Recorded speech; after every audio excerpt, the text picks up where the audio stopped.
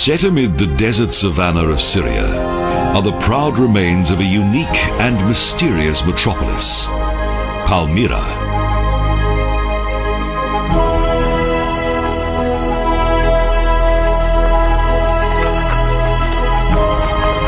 The legendary ancient city was built in this area due to the existence of an oasis, Tadmur.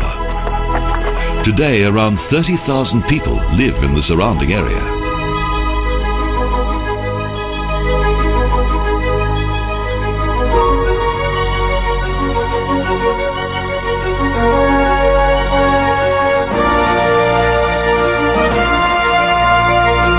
The entrance to the ancient oasis city is a monumental triumphal arch, Hadrian's Gate. It dates back to Roman times. The Romans did much to influence Palmyra's architecture.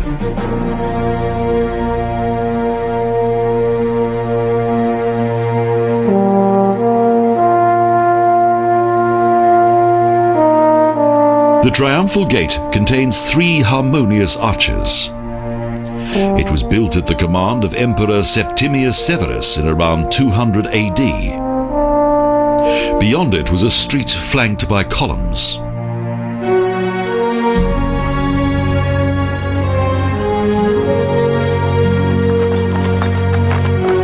The shortest and fastest route from the Mediterranean to Mesopotamia and Persia travels directly past the Tadmur oasis. So it was only a question of time until an important trading post was founded here. Later, a flourishing cultural and economic center developed.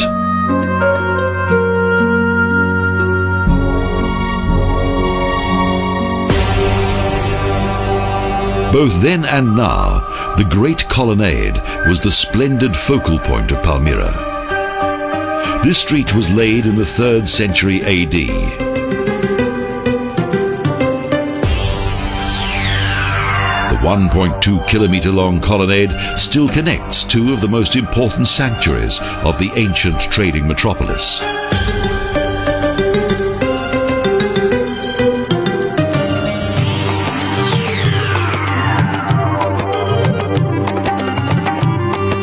In contrast to many other fine Roman streets, the Palmyra colonnade is not straight, but contains several twists and turns.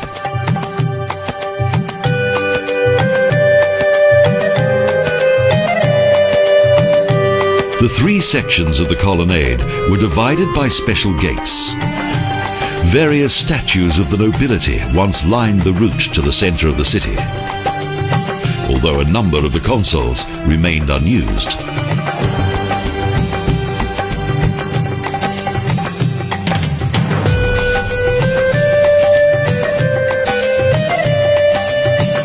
Palmyra's high season lasted only a short while. Thus, not all the columns of the splendid street were adorned with statues.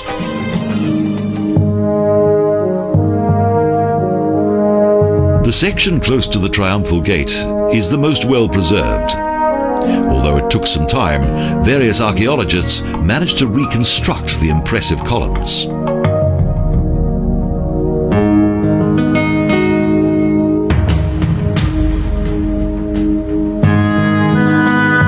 Alongside the former route once stood an enclosed 7-meter-wide portico.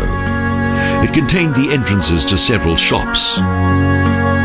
Most of the goods on sale in the shops were highly exclusive. Their customers comprised the rich upper classes.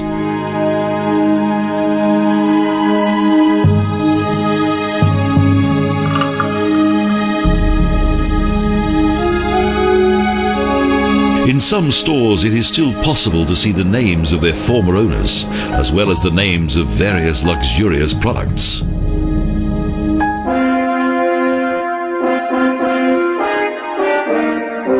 Political and economic power lived side by side in Palmyra. This is indicated by the former Senate building that is located next to an important caravan trading center.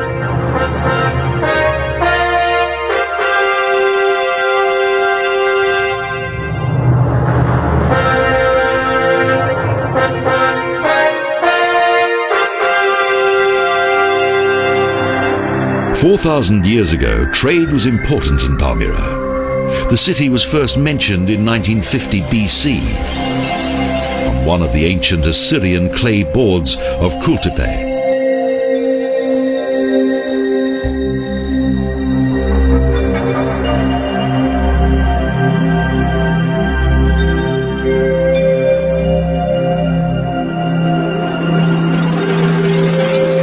At that time, donkey caravans travelled through the arid desert savanna in what is now Syria. The Tadmur oasis was a welcome resting place. It was also vital for the survival of the region's merchants. An increasing number of people gradually settled there.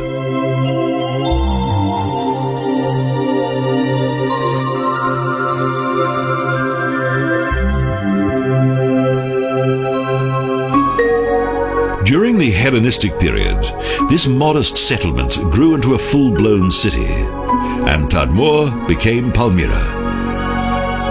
The new trading center even attracted people from West Syria.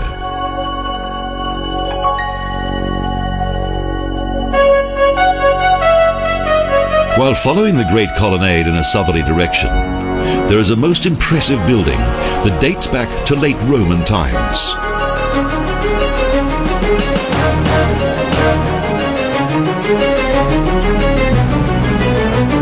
This amphitheatre dates back to the 2nd century AD. Along with the market square, the Agora, it was the centre of public life. A large section of the amphitheatre has since been restored to its former glory.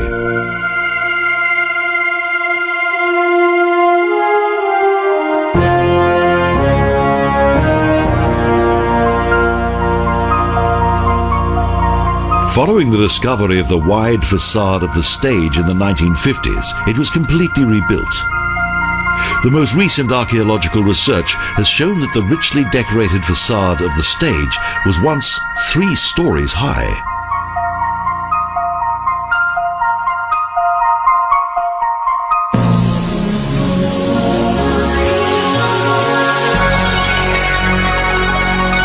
In addition to the 9 rows of seats that are visible today, Palmyra's amphitheatre once had around 20 more rows of seats, supported by a timber framework. Unfortunately, it no longer exists.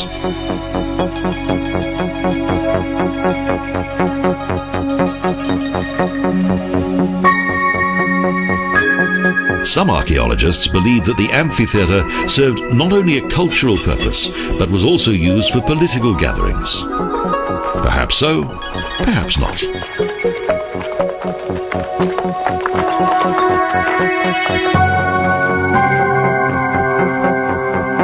But the fact that the Senate building is situated close to the amphitheatre does appear to indicate that it could have served 2 purposes.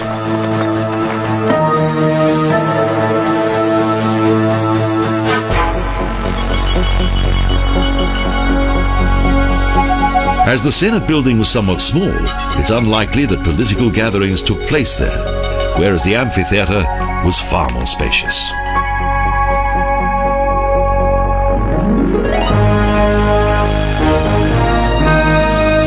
The order of the seating during each performance was strictly adhered to. It was extremely hierarchical.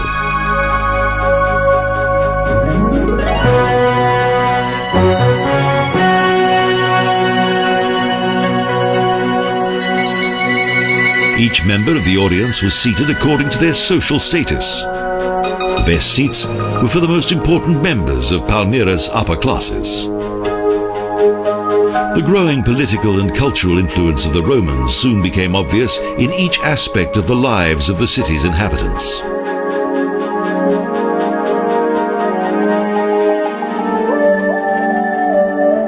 Close to the former Agora, the former square in which the city's inhabitants held their weekly market since the 1st century AD, is one of Palmyra's architectural landmarks, the Tetrapylon.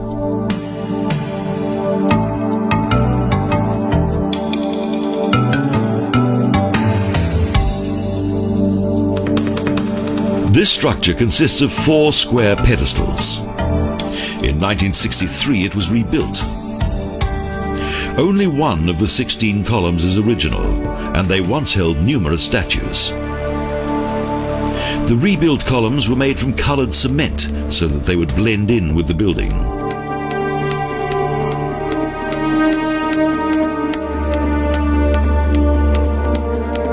The tetrapylon originally consisted of 4 elegant granite columns that had been imported from Aswan in Egypt.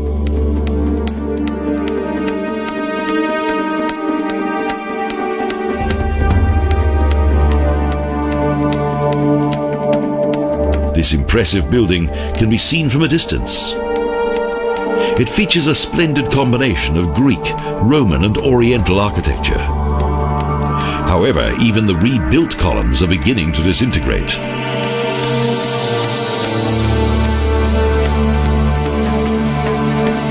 The tetrapylon lies directly on the junction of the Great Colonnade and a side street. This special street leads to the Palmyra necropolis.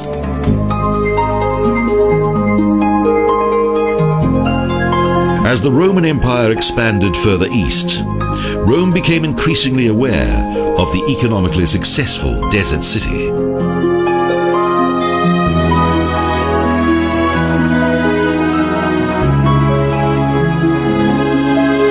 The Romans' northern trading route gradually became less secure in the 1st century BC, so new routes had to be found.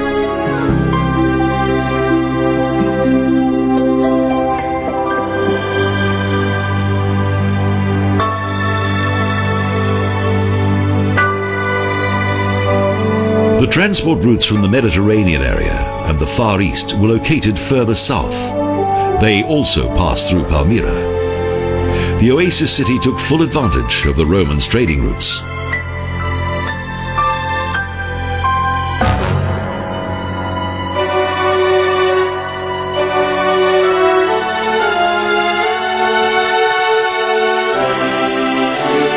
Up until this time, the city was named after the Tadmor oasis, but when the town became important to the Romans, it was renamed.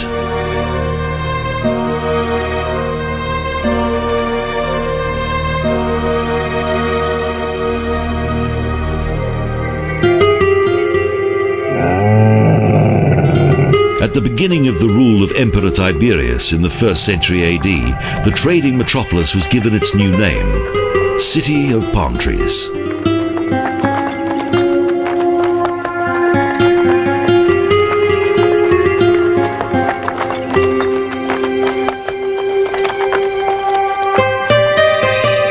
Due to its good relationship with the Parther Empire, an ancient Iranian people, Palmyra retained much of its independence.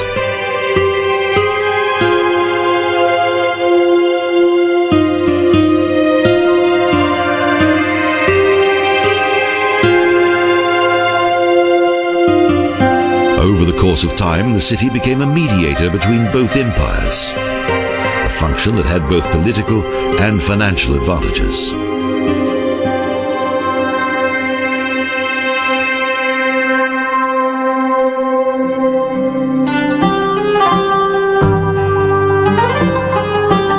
Palmyra was in a good position as it was not annexed to the Roman province of Syria and enjoyed special status. Therefore, the desert trading metropolis experienced much prosperity.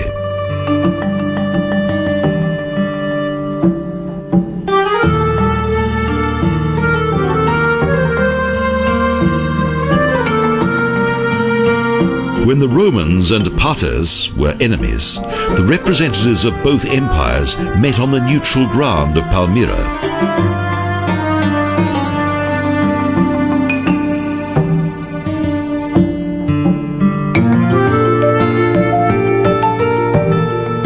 Despite their hostility to each other, the Romans and the Parthers were eager to maintain a good financial relationship. Rome's rich upper classes were accustomed to the precious goods from the Orient.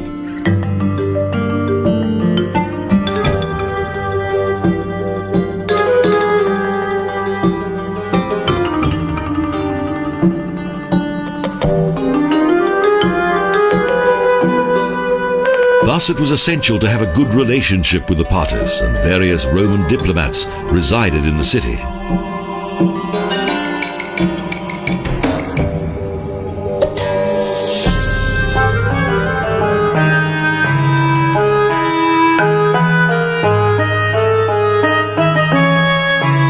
relationship between the Romans and the caravan city gradually became even closer.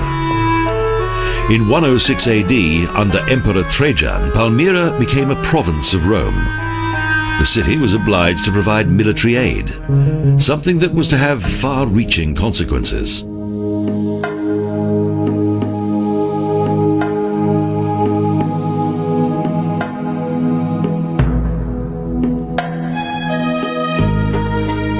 Due to its military responsibilities, the city lost its political neutrality. However, the Romans honored the city's loyalty with many fine buildings and various improvements to the center of the city.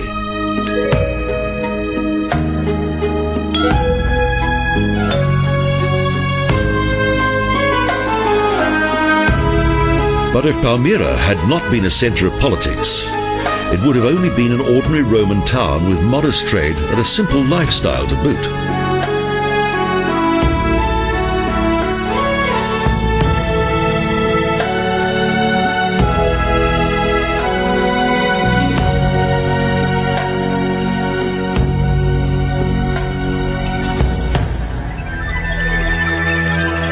At the northwestern end of the Great Colonnade are the remarkable remains of the tomb temple that was completed in the 3rd century AD. The facade of the building and its tomb chambers that lie within the subterranean temple have been restored.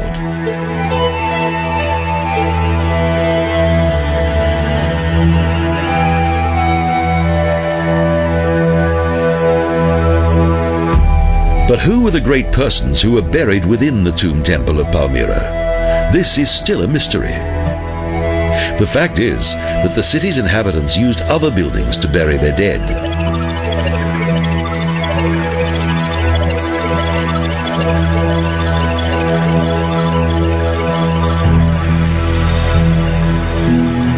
The extraordinary political circumstances of this oasis city is also indicated by its architecture as well as by various works of art.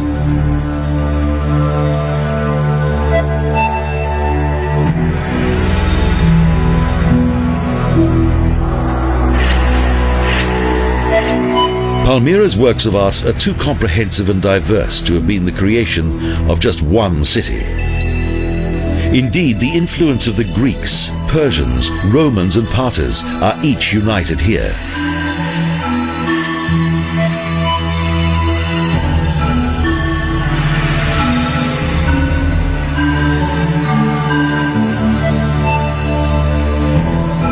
This indefinable style is also evident in Palmyra's architecture. Although much was designed according to Roman Hellenistic architecture, the buildings also have a certain local characteristic.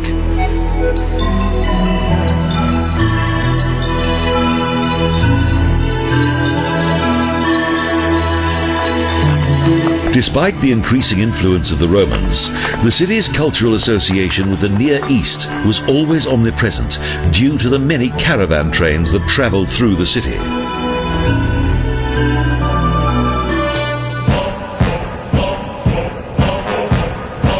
The colonnade leads from the tomb temple to a large oval square.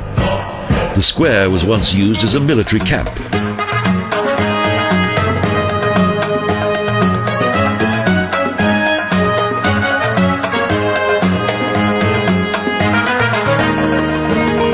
According to an ancient inscription, the camp was founded by the Roman Emperor Diocletian. Historians believe that well before the 3rd century AD, the city also contained a garrison.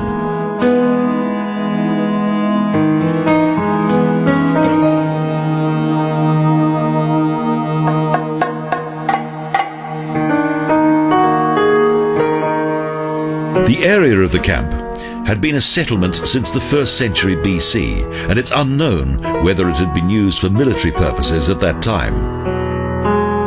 Indeed, the many splendid decorations of this place indicate that it was used for something more refined.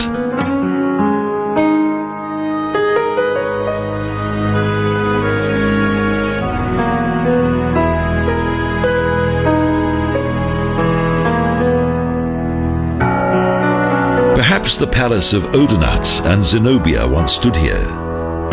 The splendid residence of Palmyra's mysterious and famous royal couple, who finally caused the demise of the city at the end of the 3rd century AD, has never been found.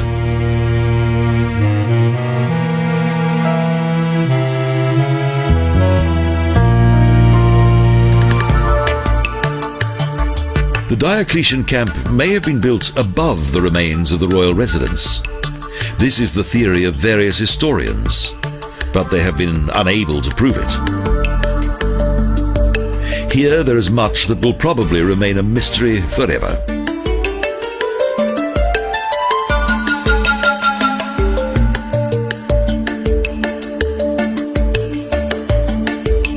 Various artistically worked decorative elements of the Roman military camp were created for the garrison and originated from several destroyed and plundered tombs from the Jabal slope. The Romans used the tombs to dispose of their building debris.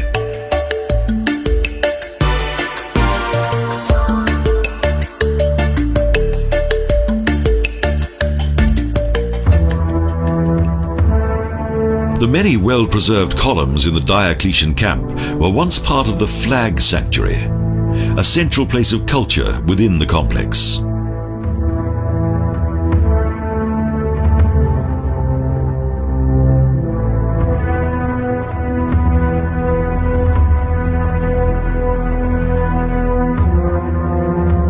In the center of the Flag Sanctuary stood a large hall that had several adjoining side rooms. Among them was also a chapel that contained the holy insignias of the Roman Imperium.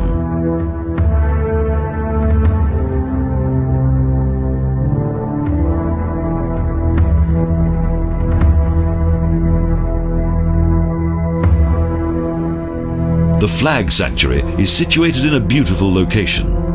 From here there's a wonderful view across the ancient city.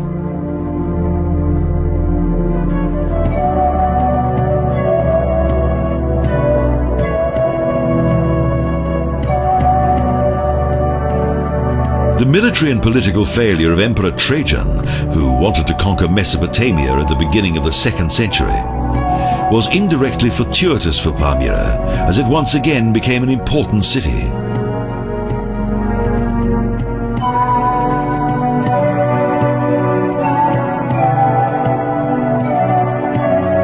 Trajan had overestimated his ability to conquer the eastern regions. During the Parta campaign, he fell ill and on his return journey to Rome, passed away. In 117 AD, Hadrian became his successor.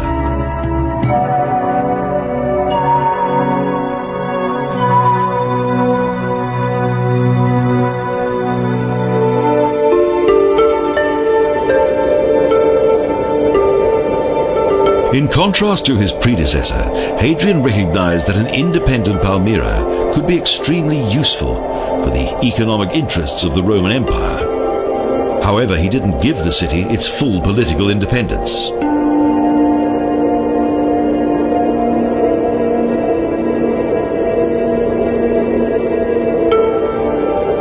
The city's renewed economic independence soon brought it renewed prosperity. The wealth of Palmyra's inhabitants is highlighted by their necropolis, such as those in the Valley of Graves.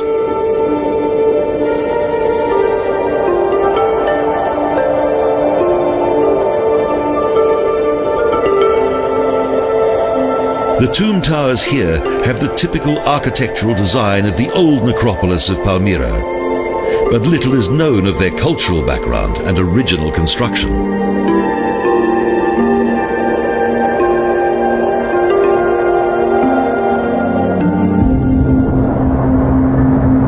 Their unique design originated here. It's believed that it was here where most tombs were built in the 1st century BC.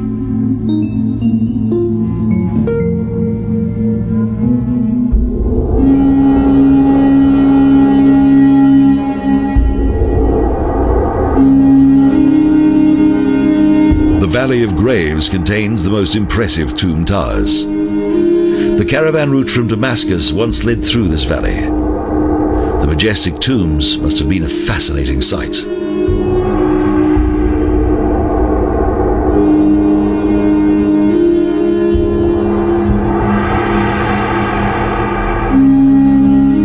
But it was only the rich who could afford such splendid tombs. Today, only a few towers remain. Most of them have collapsed over the centuries, and those that remained were used as building material.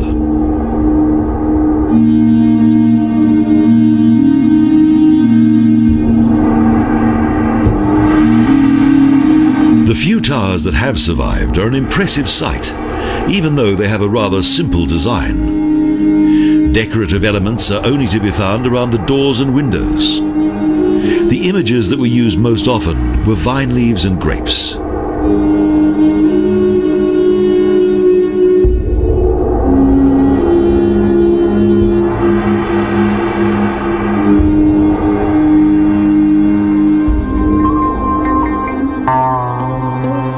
Over time, the towers were built higher and higher. The tomb tower of Jamliku was once 5 stories high and contained around 200 burial niches. Each tower housed several of the dead.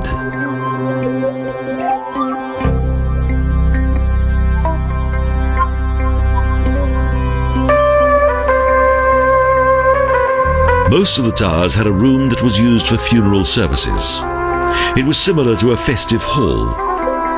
The rooms were well furnished and decorated with beautiful ornaments. They were in stark contrast to the modest facades of the towers.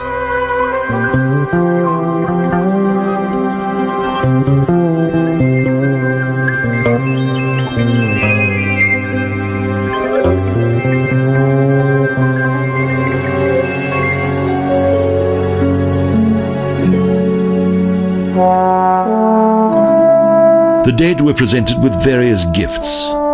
In some graves, archaeologists discovered the remains of numerous precious textiles.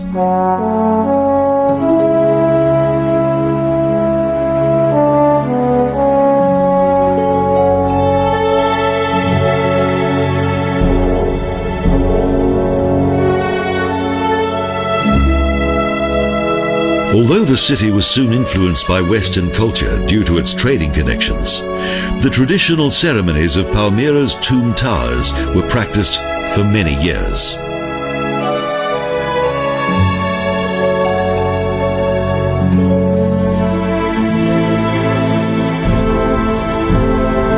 At the end of the 1st century AD, the city's inhabitants began to build further tombs, such as the subterranean Hippogais. These grave temples were influenced by those in the West and became important in the middle of the 2nd century. One of the most beautiful and most visited tomb towers in the Valley of Graves is the 4-story high Tower of El Abel that dates back to 103 AD. It is a combination of tomb tower and hippoem.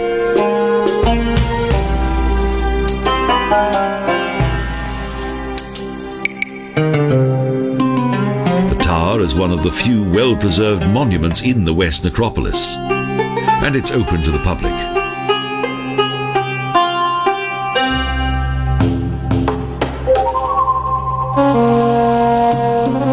The Tower of El Akbel once contained almost 300 urns. The ground floor ceiling is particularly striking. Despite its once dilapidated state, much of it has been rebuilt.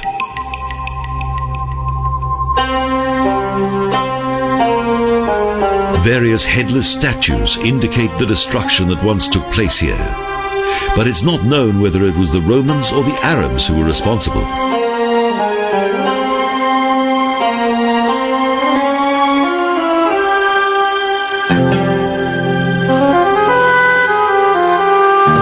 The tomb niches were once protected by plates that featured a portrait of the demised, but most of them have been destroyed.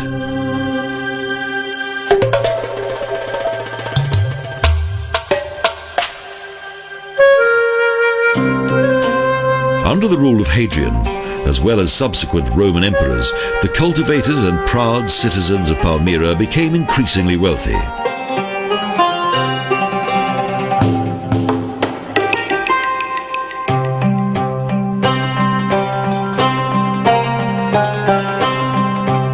purple-coloured Chinese silk cloth, aromatic oils such as incense and myrrh, oriental spices, pearls and precious stones were once among the city's most popular trading goods.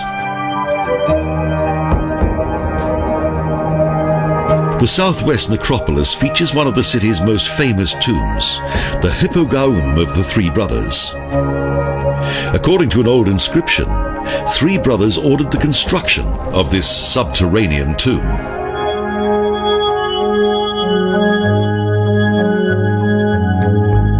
The Hippogaum contains more than 390 grave pits. Its many magnificent figures and frescoes are in amazingly good condition.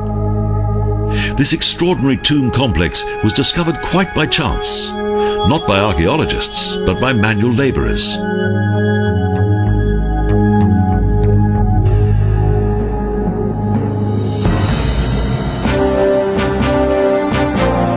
A short distance from the ruins in Palmyra's ancient city centre is a further well-preserved building, the Baal Shamin Temple.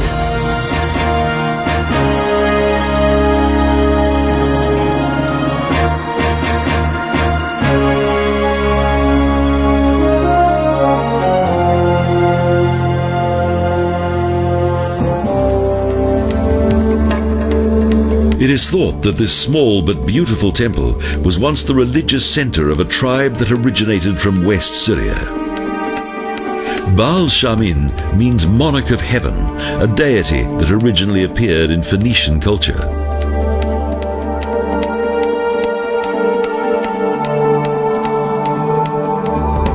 At this time, Baal Shamin was mainly worshipped as a mighty god of storm and rain, as well as a merciful god of fertility.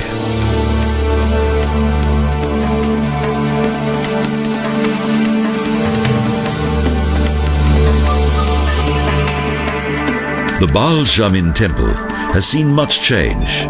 The origins of the sanctuary date back to the 1st century AD, and it has often been enlarged.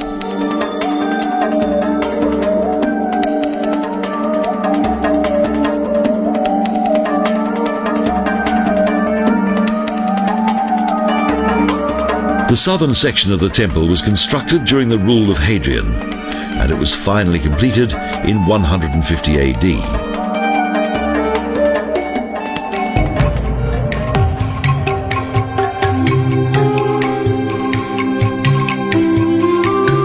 At the beginning of the 5th century, the cella of the temple was temporarily transformed into a Christian church. Its remains are hardly recognizable today, as restoration work was restricted to the original form of the ancient temple.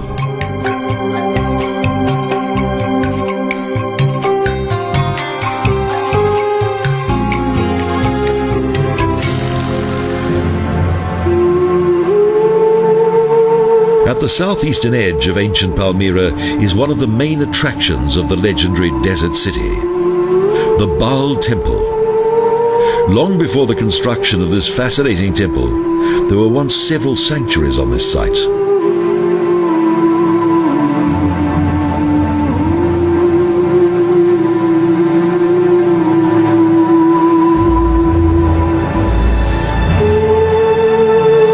The main god of this oasis city was worshipped here since the 3rd century BC.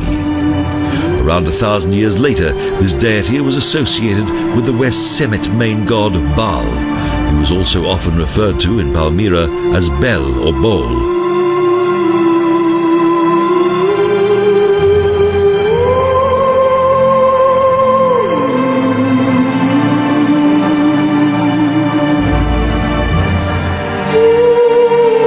Most of the temple complex seen today originated during the 1st and 2nd centuries BC, when the caravan city was already an important trading metropolis in the Near East.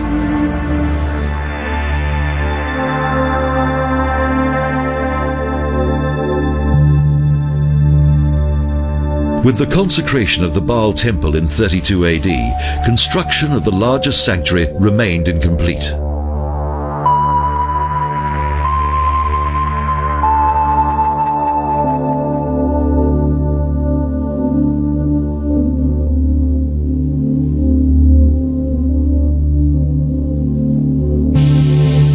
Next, a wall was built around the complex. Further improvements such as the addition of the monumental Western Hall and the proper land took until the 2nd century to complete. Despite its various periods of construction, much thought was given to the harmonization of its internal rooms.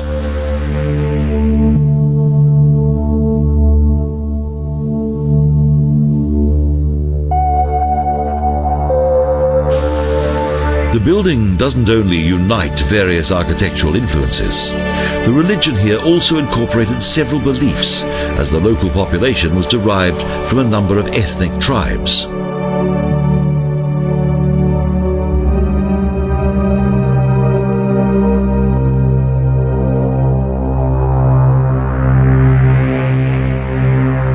The Baal temple was dedicated to several deities. In addition to an image of the main god Baal, the niches of the cellar also contain statues of the moon god Aglibol and the sun god Iaribol.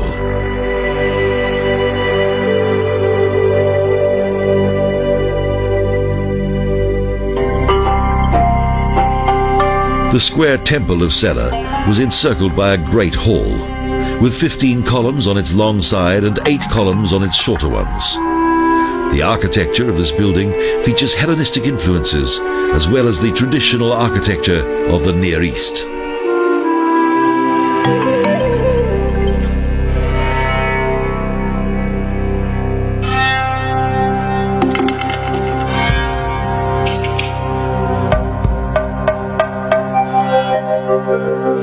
Ionic columns reflect its cultural proximity to Greek antiquity, while the asymmetric design of the Holy of Holies within the temple are in stark contrast to the ideals of Hellenistic design.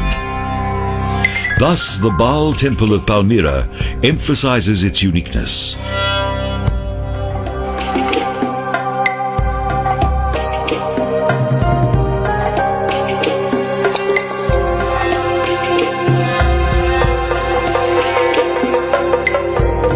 The changing history of the town is also indicated by the further development of this central sanctuary. With the onset of Christianity in the 4th and 5th centuries, the cellar of the temple was transformed into a church.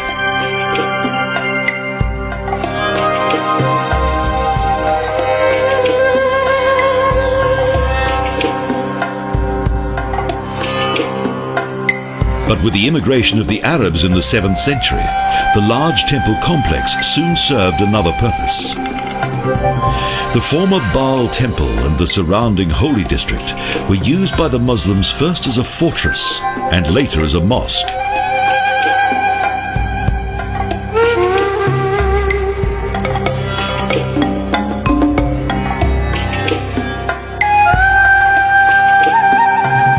Despite much transformation and desecration, the main section of the final sanctuaries has been preserved for posterity.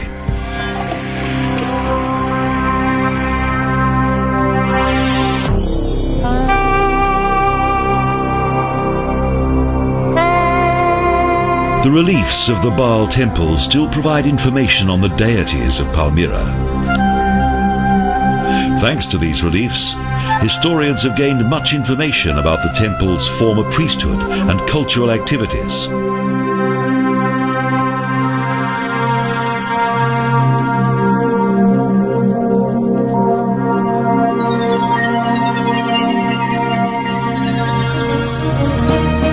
The remains of some of the buildings in the western part of the temple courtyard gave researchers important information about the sacrificial ceremonies that once took place here.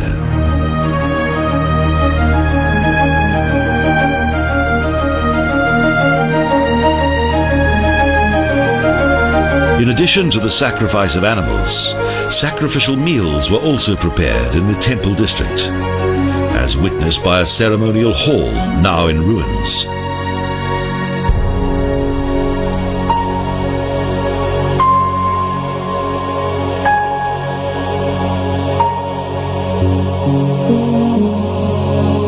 Attendance at these commemorative festivities was restricted to priests and a small handful of the privileged members of the city's upper classes.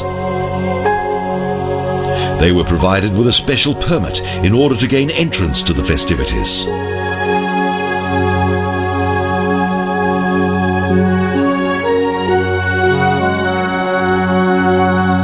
Archaeological finds show the permits were usually made of burned clay that was adorned with numerous divine symbols and prayers. The clay ticket permitted entry to the sacred hall.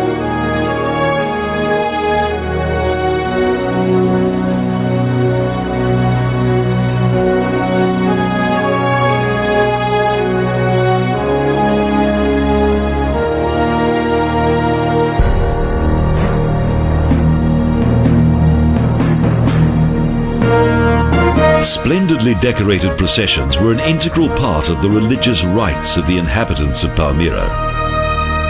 They travelled up a wide staircase to the terrace of the Baal temple.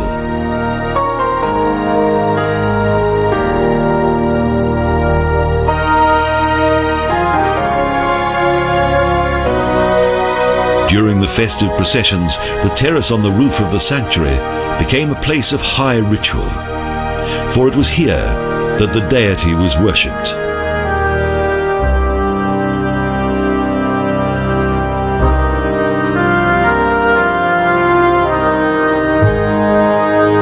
It's also believed that another procession carried a statue of Baal across the fields, so the city's inhabitants begged for rain and a good harvest.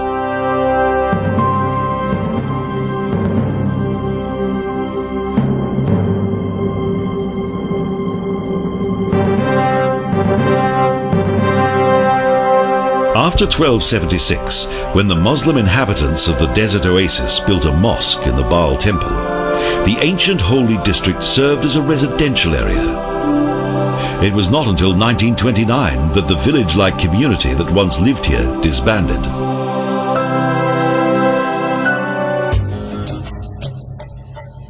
In the course of its history, Palmyra has often been encircled by sturdy walls. In Hellenistic times, the town was fortified with a wall made of unfired bricks. In later years, the necropolis as well as the vitally important fields and gardens were fortified with strong walls.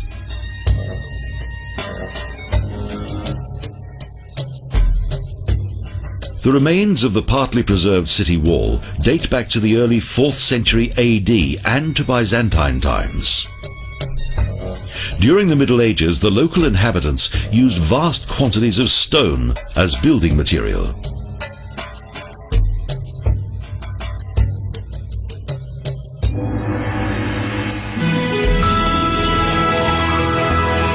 There is a marvelous fairy tale-like building 2 kilometers northwest of the oasis, on a steep rock above the ruins of the ancient city of Palmyra. It's the Arabian castle of Galat ibn Man.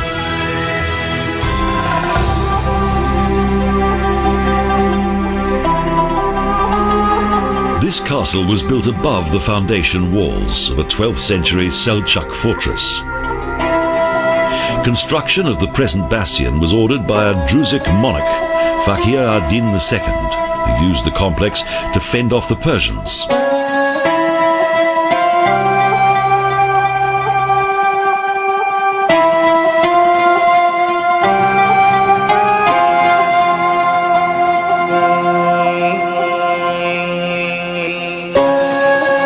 A visit to the fortress is a must, and there's a magnificent view of the nearby mountains, the desert landscape, and the captivating oasis city of Palmyra.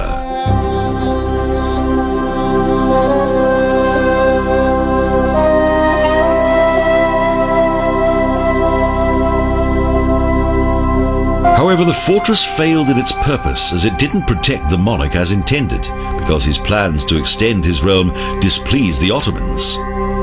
And in 1635, the Fakir ad-Din was executed in Istanbul.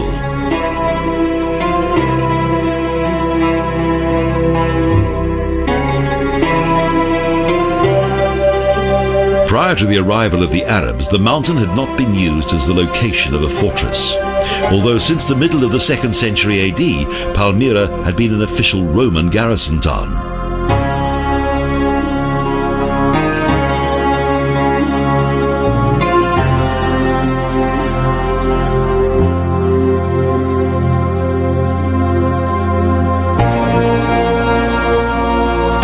The Parter Wars highlighted the military importance of the city.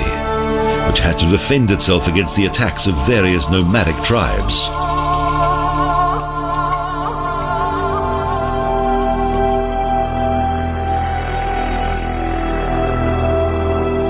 It was vital that the caravan trains that were loaded with luxury goods arrived safely at the oasis, or failure to do so would have had serious consequences for the further development of the city. Thus, good defences were a necessity. All went well until the middle of the 3rd century.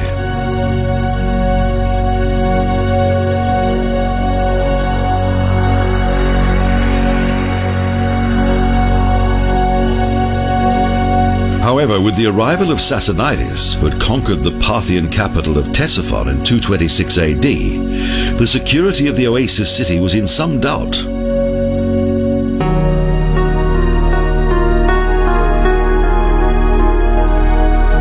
Due to the military advance of the Sassanides, trade and also the commercial independence of the town were endangered, as the old caravan routes that led to the Persian Gulf were no longer used for transporting goods.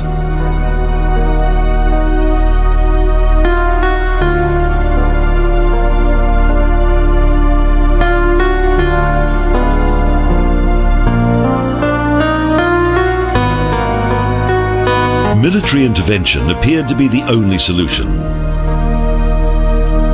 The Palmyrian monarch Odaenathus was surprisingly successful.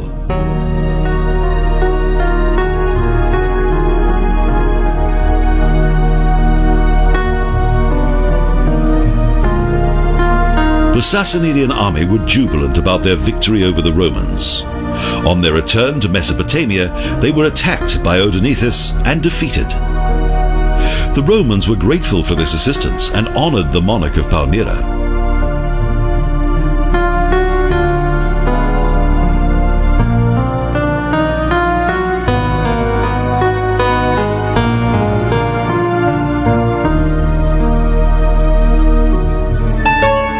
In 261 AD, Odaenathus was given supreme command of all the Roman forces. He was named the King of all kings. But his rule lasted for only a short time. 6 years later, he was brutally killed by his son, Herodianus.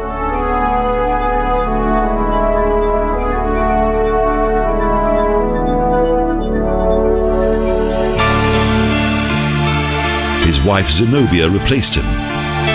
So it's believed that it was she who was responsible for the death of her husband.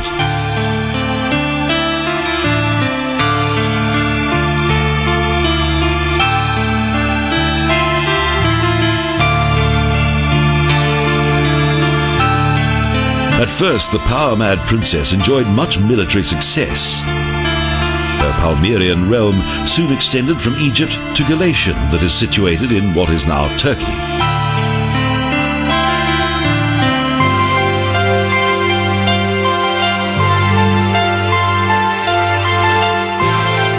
But Zenobia had no diplomatic instinct at all. She was extremely arrogant and even had her own currency.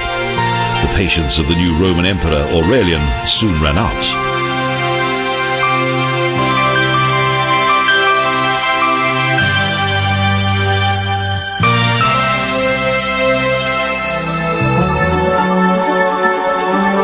Following several successful battles, Aurelian reconquered the former Roman territories. The princess of the desert realm became hemmed in by the Romans.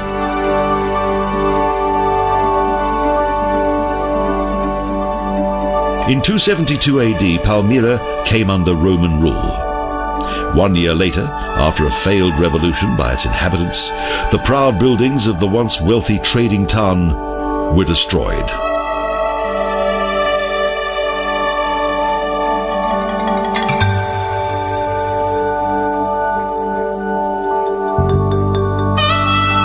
As she attempted to escape, Zenobia was taken prisoner and shortly afterwards died. The city never recovered from the destruction wrought on it by the Romans.